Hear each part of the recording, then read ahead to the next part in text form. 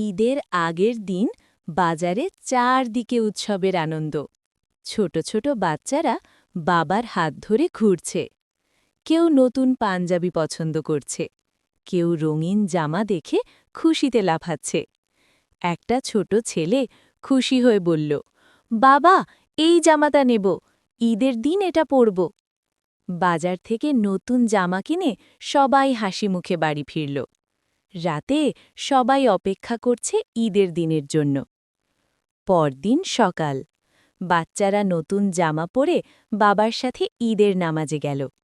নামাজ শেষে সবাই একে অপরকে জড়িয়ে ধরে বলল, ঈদ মুবারক। তারপর শুরু হলো সবচেয়ে মজার সময়।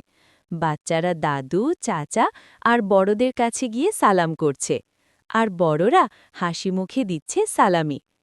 বাচ্চাদের মুখে তখন খুশির হাসি, কারণ ঈদ মানে আনন্দ, ভালোবাসা আর সবার সাথে সুখ ভাগ করে নেওয়া। সবাইকে জানাই ঈদ মুবারক।